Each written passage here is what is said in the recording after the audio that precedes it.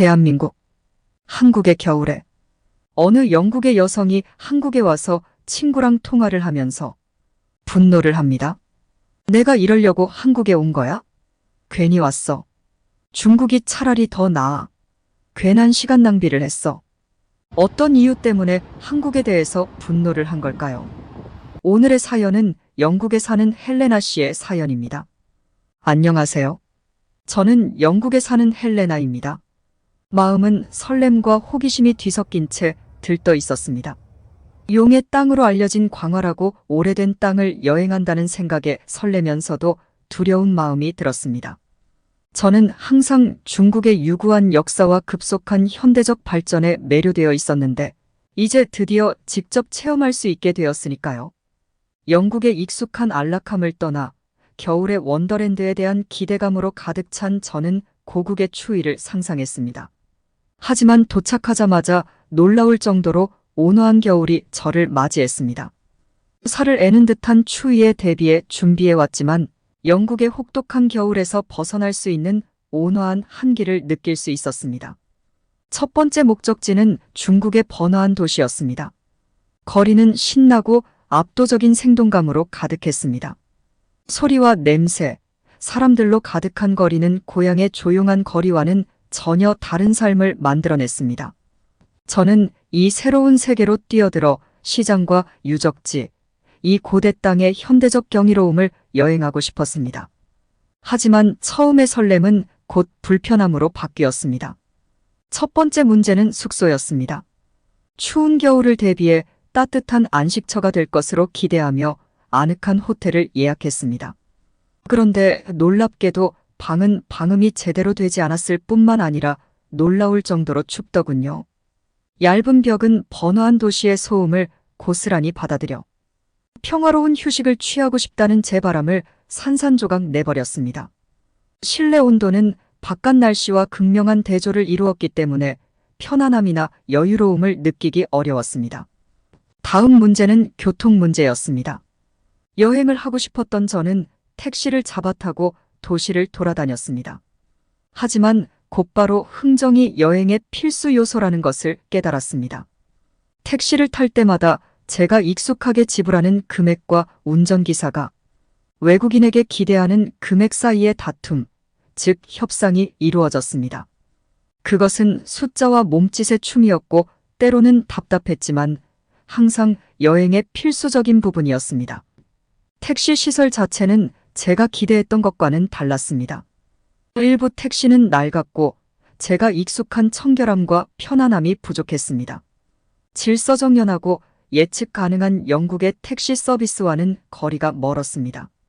중국에서의 시간이 끝나갈 무렵 저는 제 여정이 예상치 못한 방향으로 흘러가고 있다는 것을 깨달았습니다. 처음에는 대중문화라는 좁은 렌즈를 통해 바라보았던 한국으로 향하려던 참이었죠. 한국에서의 경험은 제가 상상할 수 없었던 방식으로 제 인식에 도전하고 확장할 것이라는 사실을 거의 알지 못했습니다. 제 겨울 모험의 다음 장이 기다리고 있었고 새로운 발견과 아직은 미지의 세계였던 문화에 대한 깊은 이해가 기다리고 있었습니다. 가장 기억에 남는 경험 중 하나는 만리장성을 방문한 것이었습니다. 입김이 안개로 바뀔 정도로 쌀쌀한 날이었죠. 웅장한 구조와 광활함을 자랑하는 만리장성은 특히 겨울 풍경을 배경으로 한 장관이었습니다. 고대도를 따라 걷다 보니 역사와의 연결, 나 자신보다 훨씬 더 큰 무언가의 일부가 된 듯한 느낌을 받았습니다. 추위가 매섭게 느껴졌지만 그 덕분에 경험의 장엄함과 엄숙함이 더해졌습니다. 고대와 현대, 추위와 따뜻함, 유형적인 것과 정신적인 것 등 중국의 대조적인 모습을 한눈에 볼 수 있었죠. 문화적인 거는 좋은 게 많았었죠. 하지만 너무 서비스도 별로고 특히 화장실이 너무 별로였습니다. 도시로 돌아와서 저는 실내의 추위와 싸워야 했습니다. 중앙 난방 시설이 없는 건물은 영국에서 익숙했던 편안하고 따뜻한 실내와는 극명한 대조를 이루었습니다. 저는 밖에서 활동할 때뿐만 아니라 실내에서도 옷을 겹쳐 입는 법을 배웠습니다. 변화무쌍한 온도에 끊임없이 적응해야 하는 신기한 생활 방식이었지만 적응력을 키울 수 있는 교훈이기도 했습니다. 숙소의 방음시설 혹은 방음시설의 부재도 제가 받아들여야 했던 또 다른 측면이었습니다. 도시의 끊임없는 시끄러운 소리와 사람들의 수다, 가끔씩 들리는 차량 경적 소리는 제 밤의 자장가가 되었습니다. 적응이 필요했지만 역시 너무 힘들었습니다. 중국에서의 교통수단은 그 자체로 모험이었습니다. 일상적인 여행의 중요한 부분인 택시는 여러 가지가 섞여 있었습니다. 편안하게 탈 수 있는 택시도 있었지만 특히 요금을 흥정할 때 인내심을 시험하는 택시도 있었습니다. 규제되고 예측 가능한 고국의 택시 서비스와는 거리가 멀었습니다. 승차할 때마다 언어의 장벽을 뛰어넘는 미묘한 소통의 춤과 같은 협상이 이루어졌습니다. 힘들었지만 여행 경험에 진정성을 더할 수 있었습니다. 중국을 계속 여행하면서 저는 중국의 유구한 역사와 급속한 현대화가 병치되어 있다는 사실에 놀랐습니다. 고대 사원과 궁전이 고층 빌딩 사이로 당당히 서 있는 모습은 중국이 과거를 보존하면서도 미래를 포용할 수 있는 능력이 있음을 증명하는 것이었습니다. 이러한 이중성은 중국의 복잡한 정체성을 엿볼 수 있는 매혹적인 모습이었습니다. 하지만 저에게는 맞지 않았어요. 음식도 어떻게 보면 맞지 않았고 유튜브도 접속할 수 없는 통제사회에서는 저는 도저히 적응을 할 수 없었습니다. 광활하고 복잡한 중국의 풍경을 뒤로하고 호기심으로 가득 찬 마음과 새로운 경험에 열린 마음으로 한국에 도착했습니다. 이 새로운 나라에 발을 내딛는 순간부터 저는 이웃한 거대 국가인 중국과는 확연히 다른 모습에 충격을 받았습니다. 한국의 겨울은 중국보다 눈에 띄게 추웠고 뼛속까지 스며드는 듯한 한기가 느껴졌지만 상쾌한 변화였습니다. 상쾌한 공기는 상쾌한 기운을 불어넣어 주었고 저는 새로운 환경을 여행하기 위해 열심히 몸을 움츠리고 있는 제 자신을 발견했습니다. 이곳의 추위는 단순한 신체적 감각이 아니라 완전히 다른 분위기, 즉 한국 문화와 라이프 스타일에 대한 독특한 통찰력을 제공해 주었습니다. 가장 먼저 눈에 들어온 것은 특히 대중교통의 첨단 기술이었습니다. 저는 한국의 고속열차 시스템인 KTX역에 있는 키오스크에 매료되었습니다. 이 키오스크는 세련되고 효율적이어서 제가 중국에서 경험했던 구식기술과는 극명한 대조를 이뤘습니다. 가장 인상 깊었던 것은 보안에 대한 감각이었습니다. 영국에서 자주 걱정했던 도난이나 기물 파손에 대한 두려움이 전혀 없었습니다. 이는 한국 사회가 서로를 신뢰하고 존중한다는 증거였습니다. 대중교통의 시간 엄수와 효율성도 눈에 띄는 또 다른 측면이었습니다. 버스와 기차는 항상 정시에 운행되었는데 종종 예측할 수 없는 스케줄에 익숙해져 있던 제게는 신선한 변화였습니다. 이러한 정확성과 신뢰성은 한국인들이 시간과 효율성을 중시하는 문화적 특성을 잘 보여주는 것이었습니다. 하지만 추운 한국의 겨울에 제 마음을 진정으로 따뜻하게 해준 것은 한국 사람들의 환대였습니다. 아주 사소한 몸짓으로 표현되는 한국인의 친절과 너그러움에 감동했습니다. 처음 인사로 계란을 건네받았을 때가 생생하게 기억납니다. 작은 행동이었지만 환영과 호의의 상징이라는 큰 의미를 담고 있었습니다. 중국에서 경험했던 내성적인 상호작용과는 극명한 대조를 이뤘습니다. 특히 추운 날씨에 대비한 한국의 인프라는 또 다른 놀라움이었습니다. 건물은 난방이 잘 되어 있어 겨울 추위를 피할 수 있는 아늑한 피난처를 제공했습니다. 공중화장실에는 비데 등 중국에서는 볼 수 없었던 현대적인 편의시설이 갖춰져 있었습니다.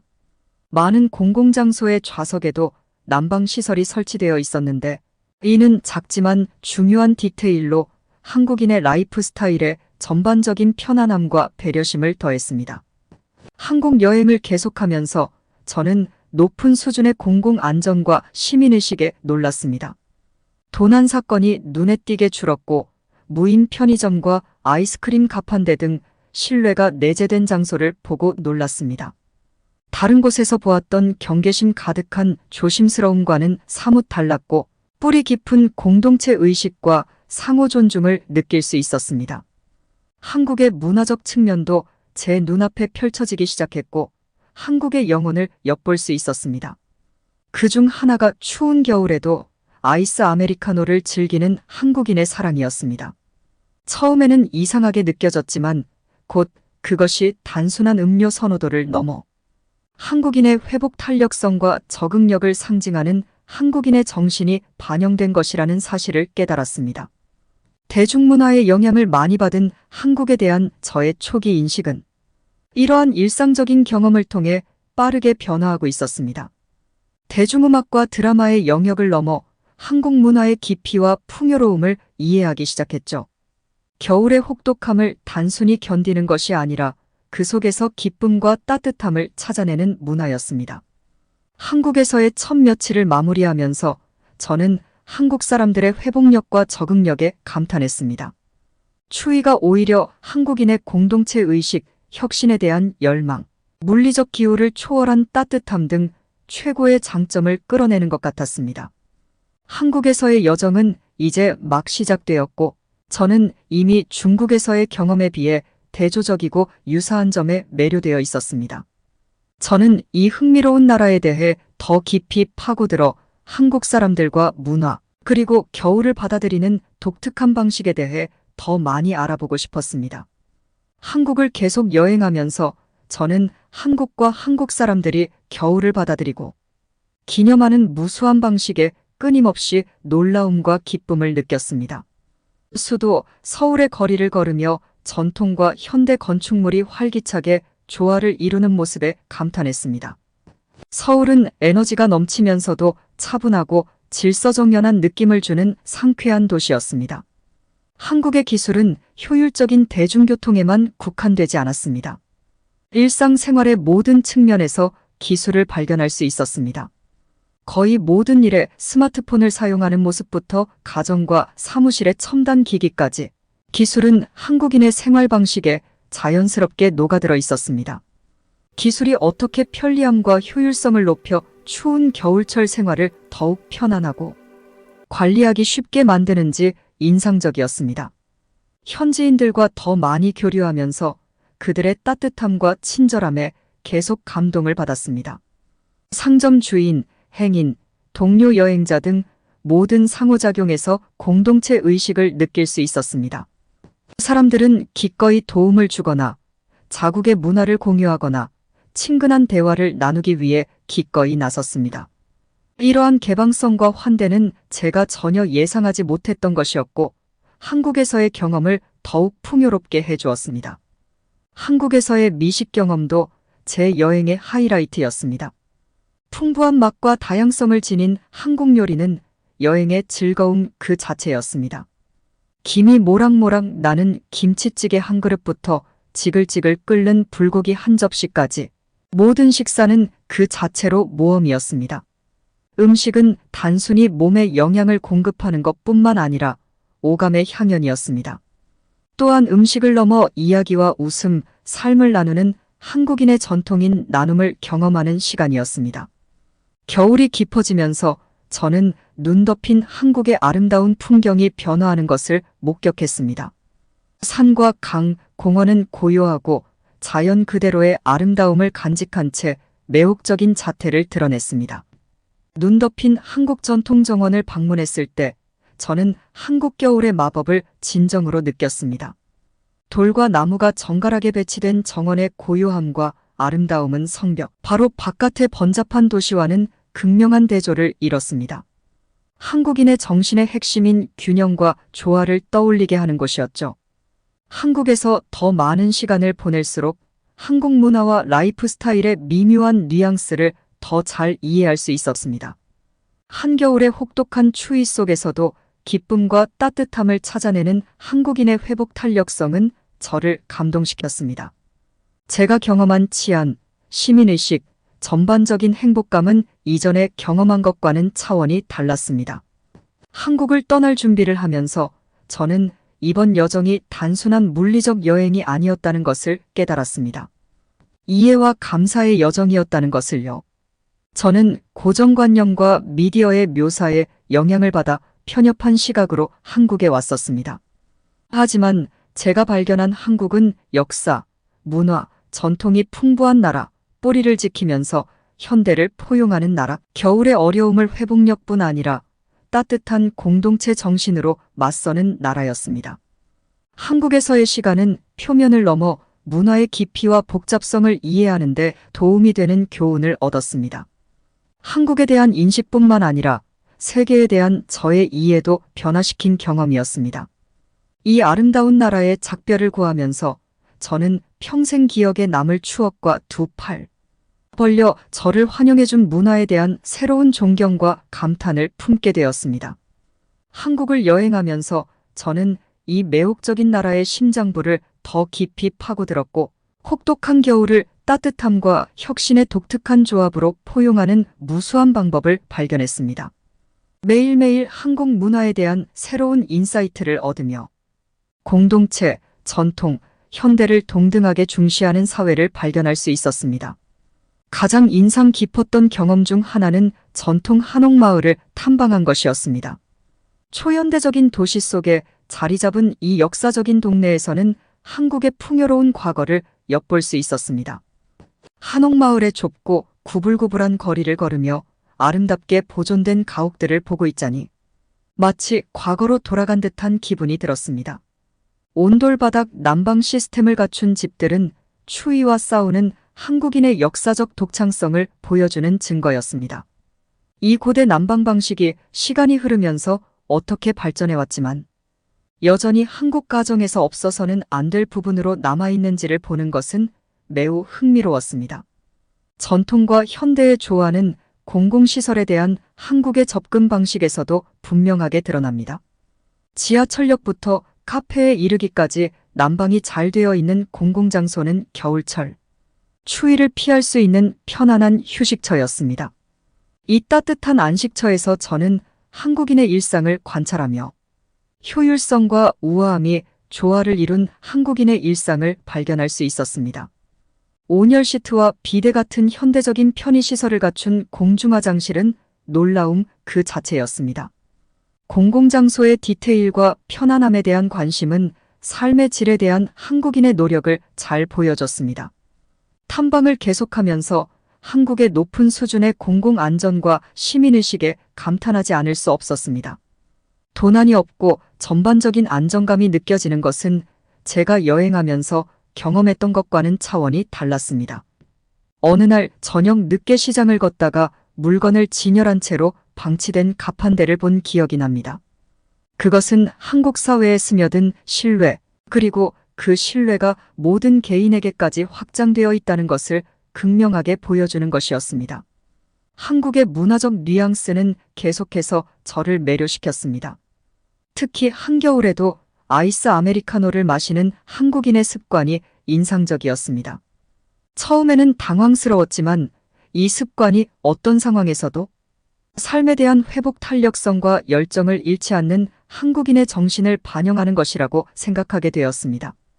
이러한 작은 문화적 특성이 한국에 대한 제 이해를 풍부하게 해주었고, 세련되면서도 강인한 사회의 모습을 그려볼 수 있었습니다. 한국 사람들의 환대는 여행 내내 변함없이 이어졌습니다. 저는 종종 초대를 받아 식사를 나누고 지역 축제에 참여하고 심지어 전통놀이에 참여하기도 했습니다. 이러한 경험은 단순히 즐거움에 그치지 않고 한국의 영혼을 들여다볼 수 있는 창이었고, 언어와 문화의 장벽을 뛰어넘어 사람들과 소통할 수 있는 기회였습니다. 제가 만난 따뜻함과 관대함은 단순한 친절이 아니라 뿌리 깊은 공동체 정신의 표현이었습니다. 가장 기억에 남는 경험 중 하나는 겨울 축제에 참석한 것이었습니다. 이 축제는 얼음 조각, 전통 공연, 다양한 현지 음식으로 계절을 축하하는 행사였습니다. 다양한 연령대의 사람들이 함께 모여 각자의 문화와 계절을 축하하는 모습에서 공동체 의식을 느낄 수 있었습니다. 저는 이곳에서 한국 사회의 활기와 따뜻함, 즉 육체를 넘어 마음까지 전해지는 온기를 진정으로 느낄 수 있었습니다. 겨울이 깊어지면서 저는 한국 풍경의 아름다움에 점점 더 매료되었습니다.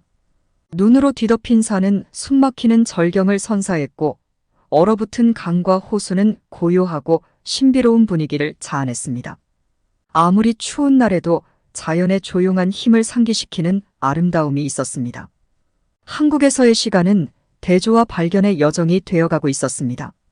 하루하루가 한국인의 삶의 방식에 대한 교훈이었고, 겨울의 도전을 우아하고 혁신적으로 받아들이는 삶이었습니다. 제가 경험한 따뜻함은 난방이 잘 되는 집과 공공장소뿐만 아니라 사람들의 마음, 미소, 관대함, 자랑스러운 유산에 대한 포용력에서도 느낄 수 있었습니다. 한국을 떠날 준비를 하면서 저는 제 인식이 얼마나 많이 바뀌었는지 깨달았습니다. 한국은 옛것과 새것, 전통과 현대가 자연스럽게 공존하는 대조와 조화에라는 것을 알게 되었습니다. 저를 반겨준 한국은 추운 겨울을 뛰어넘는 따뜻함을 선사하며 제 가슴에 깊은 인상을 남겼습니다. 한국을 여행하는 동안 저는 새로운 발견과 깨달음의 여정을 계속했고, 특히 겨울철 이 독특한 나라의 문화적 구조를 이해하는 데 집중했습니다. 한국인의 생활 방식에 몰입할수록 한국인의 일상을 형성하는 전통, 관습, 현대성이 복잡하게 어우러진 모습에 더욱 매료되었습니다. 한국 문화의 한 가지 측면, 특히 겨울철에 두드러지는 한국 음식의 전통이 눈에 띄었습니다. 균형과 조화를 중시하는 한국 요리는 정말 놀라웠습니다. 추운 계절에 딱 맞는 강렬하고 푸짐한 맛이었어요. 김치찌개와 삼계탕 같은 음식은 단순한 식사가 아니라 한국의 역사와 문화에 깊이 뿌리를 둔 경험이었어요. 현지 식당에 앉아 가족과 친구들의 활기찬 수다에 둘러싸여 김이 모락모락. 나는 찌개 한 그릇을 먹었던 기억이 납니다. 그 순간 저는 식사를 함께 나누는 소박하지만 의미 있는 행위를 통해 한국 문화에 대한 깊은 유대감을 느꼈습니다. 겨울 동안 한국 문화를 여행하면서 한국 전통 예술과 공예의 아름다움도 발견할 수 있었습니다. 저는 도자기 제작, 직물짜기, 서예와 같은 오랜 전통 공예를 하는 장인들의 공방과 갤러리를 여러 차례 방문했습니다. 이 장인들은 단순히 고대 기술을 보존하는 데 그치지 않고 한국 문화유산의 중요한 부분을 살리고 있었습니다. 장인들의 헌신과 기술은 저를 감동시켰고, 빠르게 현대화되는 세상에서 이러한 전통을 보존하는 것이 얼마나 중요한지 더욱 깊이 깨닫게 되었습니다. 한국의 겨울은 또한 각기 다른 매력과 의미를 지닌 축제와 축제의 시기이기도 했습니다. 저는 한국의 전통 명절인 설날에 참석할 기회가 있었습니다. 이 축제는 민속음악과 춤, 윷놀이와 같은 전통 보드게임 등 다양한 문화가 어우러진 활기찬 행사였습니다. 가족들이 모여 조상에게 제사를 지내고 한복을 입고 특별한 음식을 나누었습니다. 여러 세대가 함께 모여 전통을 지키고 축하하는 모습은 가슴 뭉클한 광경이었습니다. 제 기억에 남는 또 다른 문화체험은 눈이 내리는 날 한국 사찰을 방문한 것이었습니다. 우아한 건축물과 평화로운 주변 환경이 어우러진 사찰은 평온한 안식처였습니다. 부드럽게 내리는 눈은 마치 다른 세계에 온 듯한 고요한 분위기를 연출하며 마법 같은 분위기를 더했습니다. 사원의 고요한 아름다움 속에서 저는 깊은 평화와 성찰을 느꼈습니다. 겨울철 한국인의 적응력은 풍습뿐만 아니라 일상생활에서도 분명하게 드러났습니다. 보온성과 스타일을 모두 고려한 여러 겹의 옷을 겹쳐 입는 사람들의 옷차림, 집과 공공장소의 온돌, 바닥 추위 속에서도 편안하게 생활할 수 있는 유비쿼터스, 기술 활용 등 이 모든 것이 환경 속에서 번성하는 법을 배운 사회의 모습을 반영하고 있었죠. 한국에서의 여정이 진행되면서 저는 공동체와 사회적 조화의 중요성에 대해서도 알게 되었습니다. 정이라는 개념은 애정과 연대의 깊고 복잡한 감정으로 한국인들과의 교류에서 느낄 수 있었습니다. 북적이는 식당에서 낯선 사람들과 한 테이블에 앉을 때나 커뮤니티 행사에 참여할 때나 소속감과 유대감이 느껴졌고, 이는 위로와 영감을 주었습니다. 겨울의 한국 여행은 단순한 관광을 넘어 복잡하면서도 아름다운 문화의 한가운데로 들어가는 여정이었습니다. 사람들의 따뜻함과 환대, 전통과 현대의 풍부한 자연의 아름다움 등 이 모든 요소가 한데 어우러져 잊을 수 없는 경험을 만들어냈습니다. 한국을 떠날 준비를 하면서 저는 제가 배우고 경험한 모든 것을 되돌아보았습니다. 한국은 저를 두 팔 벌려 환영해 주었을 뿐만 아니라 문화와 사람들에 대해 더 깊이 이해할 수 있게 해주었습니다. 한국에서의 겨울 여행에 대한 기억은 집으로 돌아간 후에도 오래도록 남아 이 놀라운 땅의 아름다움과 회복력을 보여줄 것입니다. 매혹적인 겨울을 보낸 한국 여행이 막바지에 이르자 저는 무수히 많은 경험과 교훈을 정리하며 반성하는 마음을 갖게 되었습니다. 여행의 마지막 장은 단순히 내가 방문했던 장소나 보았던 광경에 대해 이야기하는 것이 아니라 한국 문화와 한국 사람들에 대해 더 깊이 깨닫고 이해하게 된 점, 그리고 그것이 중국에서의 이전 경험과 어떻게 대조되고 보완되는지에 대해 이야기하는 것이었습니다. 가장 깊이 깨달은 것 중 하나는 혹독한 겨울 환경에 대한 한국인의 회복 탄력성과 적응력이었습니다. 이 회복 탄력성은 단순히 추위를 견디는 것이 아니라 추위를 즐기는 것이었습니다. 활기찬 축제, 맛있고 따뜻한 음식, 공동체 활동 등 한국인들이 겨울을 받아들이는 방식은 어려운 환경에서도 기쁨과 동지애를 찾을 수 있는 능력을 보여줬습니다. 이러한 태도는 전염성이 강했고 저는 겨울에 대해 더 긍정적이고 포용적인 관점을 갖게 되었습니다. 전통공예, 음악 풍습을 통해 경험한 한국의 문화적 풍요로움은 과거와 현재를 하나로 엮은 아름다움과도 같았습니다. 유산에 대한 존중과 경외심, 그리고 현대 생활에 대한 미래지향적이고 혁신적인 접근 방식이 조화를 이루는 모습은 저에게 깊은 인상을 남겼습니다. 역사를 기리는 동시에 미래를 과감하게 포용하는 문화였습니다. 한국에서의 시간을 돌이켜보면 인간관계의 따뜻함이 눈에 띕니다. 길거리에서 우연히 만난 사람부터 현지인들과의 깊은 교류에 이르기까지 제가 만난 사람들에게서 느낀 친절과 관대함은 가슴을 따뜻하게 했습니다. 이러한 관계는 언어 장벽과 문화적 차이를 뛰어넘어 보편적인 인간애와 한국에서 경험한 정이라는 독특한 개념, 즉 깊은 애정과 정서적 유대감을 강조했습니다. 중국과 한국에서의 경험을 비교해보니 두 나라가 겨울을 맞이하는 방식이 매우 다르다는 사실에 놀랐습니다. 중국은 역사적 웅장함과 현대의 복잡함이 조화를 이룬 반면 한국은 전통과 현대, 그리고 강한 공동체 의식이 어우러진 독특한 모습을 보여주었습니다. 두 나라 모두 고유한 매력과 도전 과제를 가지고 있었으며 삶과 문화, 인간의 회복 탄력성에 대한 서로 다른 관점을 제시했습니다. 한국의 안전과 시민의식 또한 저에게 깊은 인상을 남겼습니다. 공동체 내의 신뢰, 공공장소에 대한 존중, 전반적인 안전의식은 한국인의 사회적 가치와 집단적 정신을 잘 보여주는 특성이었습니다. 떠나기 위해 짐을 싸면서 저는 이번 여정에 대한 감사함을 느끼지 않을 수 없었습니다. 단순한 물리적인 여행이 아니라 개인적인 성장과 문화적 이해의 여정이었기 때문입니다. 아름다운 풍경과 풍부한 전통, 따뜻한 사람들이 있는 한국은 저에게 고정관념을 뛰어넘어 열린 생각과 마음으로 다른 문화에 접근하는 것의 중요성을 가르쳐 주었습니다. 결국 저의 겨울 중국과 한국 여행은 대조와 유사성, 새로운 이해와 개인적인 깨달음에 대한 이야기였습니다. 제 세계관을 확장하고 선입견에 도전하고 다양한 인류 문화에 대한 인식을 풍부하게 해준 여행이었습니다. 집으로 돌아가는 비행기에 몸을 실을 때 저는 추억뿐 아니라 삶과 문화에 대한 새로운 관점, 그리고 추운 겨울에 맞서는 인간 정신의 놀라운 회복력을 함께 가져갔습니다. 상황에서도 최선을 다하는 한국인의 능력에 감탄했습니다. 대한민국 인천공항. 한국 입국 심사대에 차례를 기다리는 한 외국인 무리가 보입니다.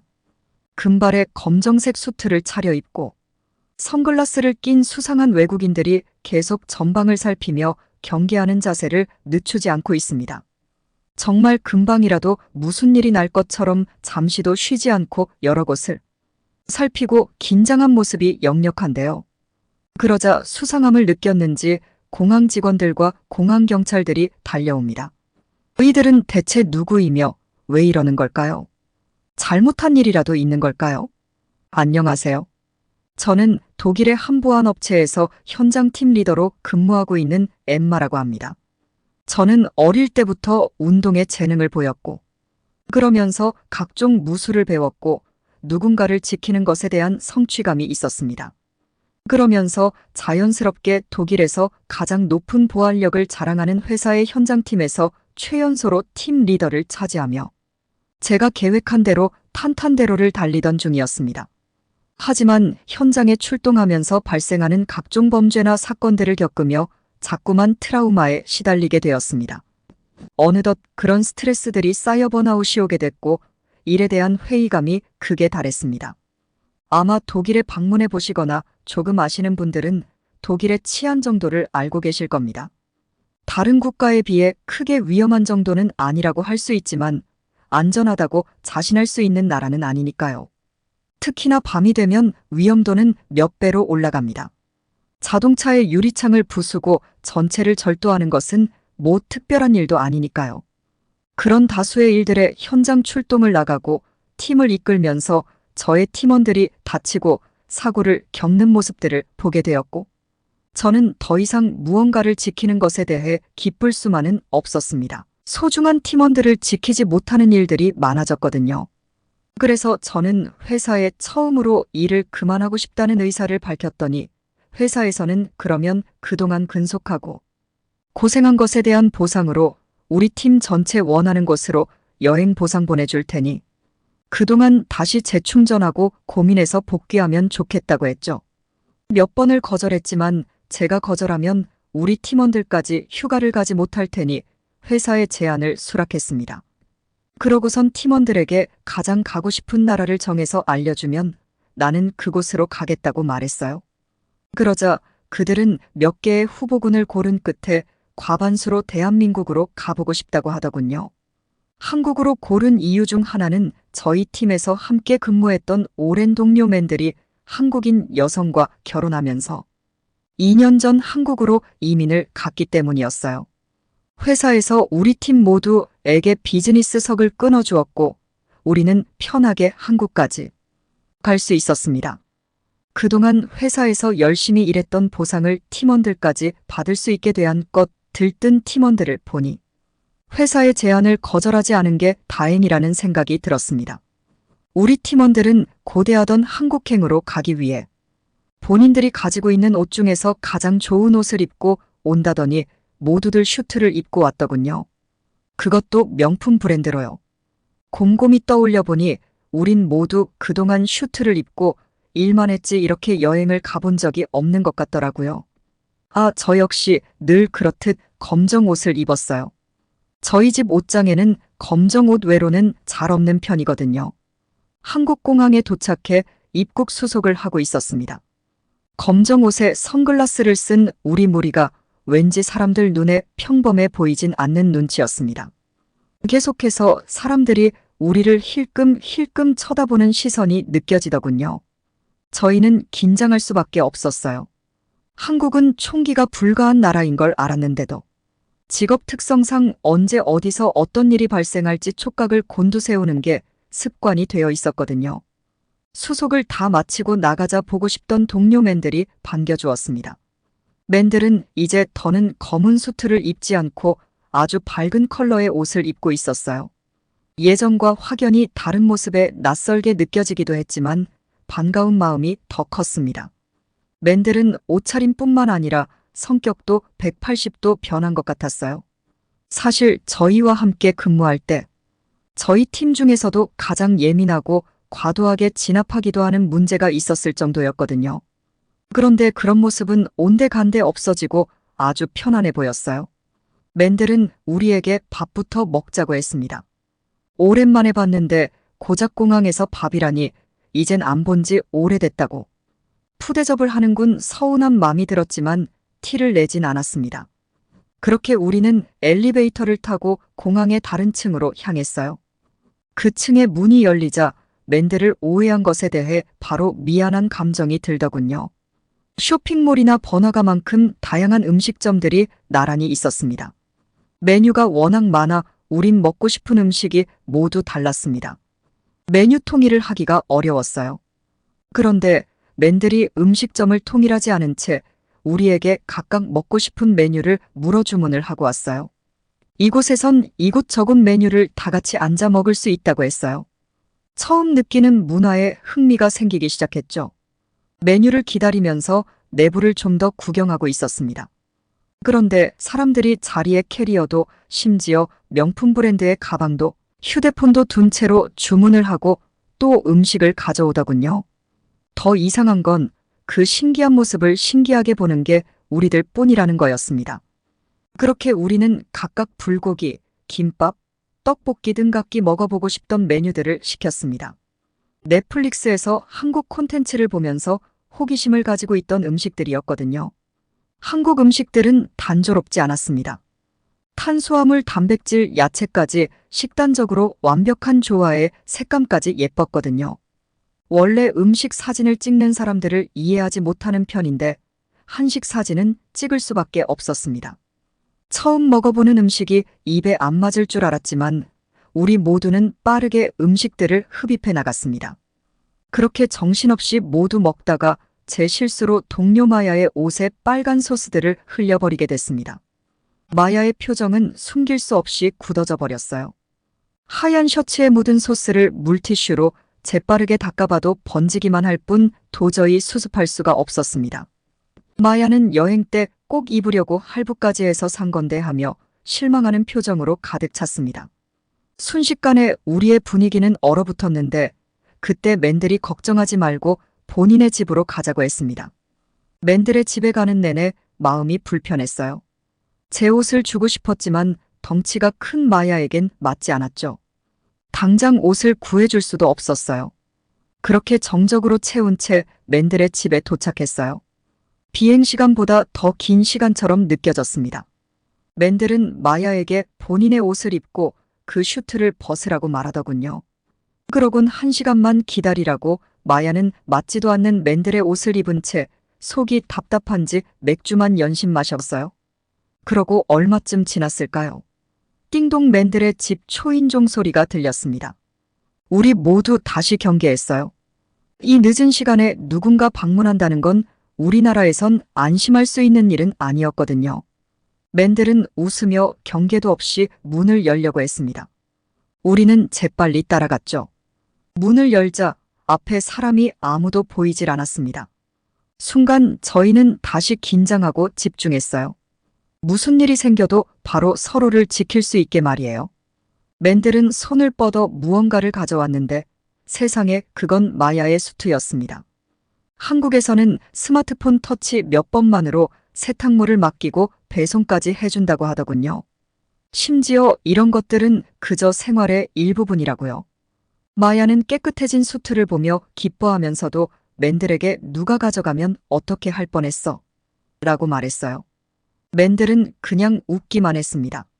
12시가 다 되어가는 저녁 맨들은 우리에게 이제 좀 쉬었으면 나가자고 했어요. 12시가 다 되었는데 어딜 가자는 건지 의아했죠. 그는 또 스마트폰을 꺼내 20분 뒤로 예약해뒀으니 얼른 옷 입으라고 했어요. 우리는 밤늦게 하는 음식점을 예약할 수도 있구나 하며 그를 따라 나섰습니다. 엘리베이터로 걸어가는데 복도식이었던 맨들의 앞집, 옆집 할 것 없이 모두 집 앞에 택배, 세탁물, 유모차, 자전거 등 누구든지 당장 가져다 팔아도 이상하지 않을 물건들이 놓여 있더군요. 정말 맨들 말처럼 아무도 가져가지 않는 모습을 보니 한국의 문화에 대해 궁금증이 더 커졌어요.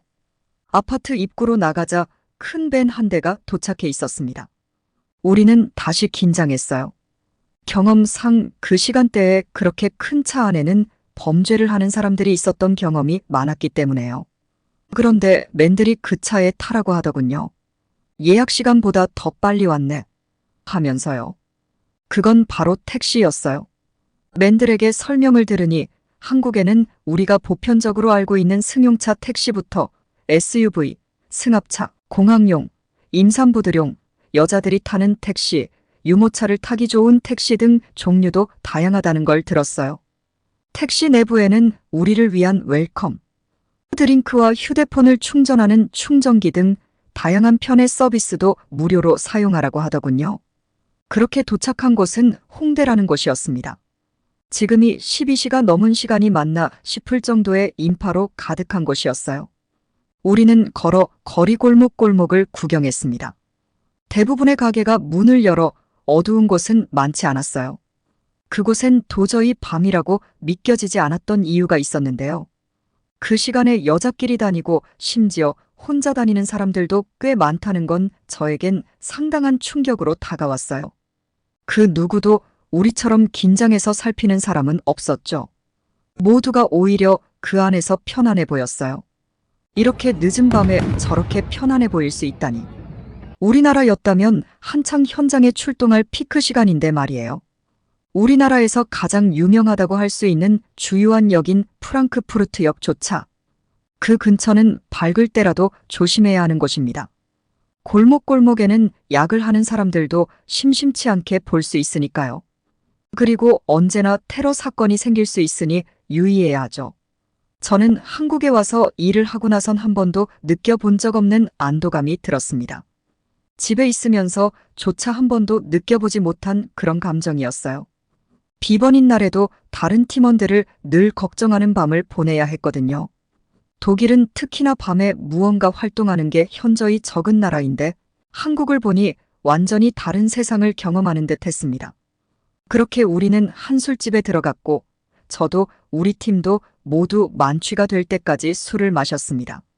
거의 다 취해가고 저와 맨들만 겨우 정신이 있었는데요. 새벽에 가까운 시간임에도 술집은 여전히 북적거렸습니다. 우린 자리를 마무리하고 다시 돌아가기로 했습니다. 저는 취기도 날릴 겸 먼저 나가서 바람을 쐬기로 했고 동료들은 화장실에 들렀다 나온다고 했습니다. 바람을 쐬고 있는데 역시나 우려하던 일이 생기고 말았습니다. 한 남성이 만취에 앉아 엎드려 있고 그 남자 주머니에 한 남자가 손을 넣고 있는 게 아니겠어요? 저는 바로 다가가 그 사람의 손을 제압했습니다. 휴가 기간 동안 그것도 다른 나라에서 어떠한 일에도 휘말리고 싶진 않았지만 지나칠 순 없었어요. 저에게 제압된 남성이 뭐라 한국말을 하는데 저는 알아들을 수가 없었어요. 연이어 경찰마저 그 자리에 도착했죠. 다행히 맨들이 나왔고 저는 상황 설명을 할 수 있었습니다. 그러자 다 같이 경찰서에 가야 한다며 우리는 이동을 했습니다. 경찰들은 무언가 화면을 보면서 이야기를 하는 듯 했어요. 저는 제가 목격한 상황을 설명했고 맨들이 중간에서 통역을 해준 얘기는 너무 충격적이라 다시는 떠올리고 싶지도 않습니다. 사건은 이랬던 거였습니다. 그 취한 남성분이 쓰러져 있었고 오는 길에 지갑을 떨어뜨린 걸 뒤에서 본 남성이 그걸 보고 다가와 남자의 옷에 다시 챙겨주고 있었던 거였어요. 그 남성을 경찰에 신고해 준 것도 제가 손을 꺾어 제압해버린 그 남성이었죠. 저는 당연히 거짓말일 거라 생각했지만 그 사람의 말이 진실이라는 것을 아는 데는 순식간에 해결되더군요. 한국에는 사방에 CCTV가 설치되어 있어 모든 상황이 찍혀 있었거든요. 그것도 아주 고화질로 명확하게요. 어디든 숨고 싶을 정도로 창피했습니다. 제가 한 오해를 이해한다면서 그 남자는 웃어 넘기자고 했습니다. 고마운 마음과 민망함에 아무 말도 할 수가 없었는데요. 그 남자는 저에게 번역기로 진술하며 자신의 이름을 알려주었어요. 그 순간 저는 결심했죠. 지금의 선택을 말이에요. 그 선택이 뭐냐고요? 네, 맞아요. 저도 맨들처럼 한국으로 와서 지내고 있어요. 영화 같은 해프닝으로 만나게 된 진수는 제 한국어 선생님이자 남자친구가 되었고요. 물론 진수에게 반한 것만으로 한국에 오기로 결정한 것은 아니에요.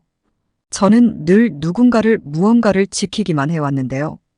한국에 와서야 제가 그간 느껴볼 수 없었던 보이지 않아도 늘 나를 지켜주고 있는 나라에 취한 그 안정감에 드디어 진정으로 내 삶을 사는 듯한 기분이 들었거든요. 이젠 누군가를 잃거나 다치게 할 걱정 없이 정말 저만의 날들을 살아가고 있어요. 물론 진수와 함께 하겠죠?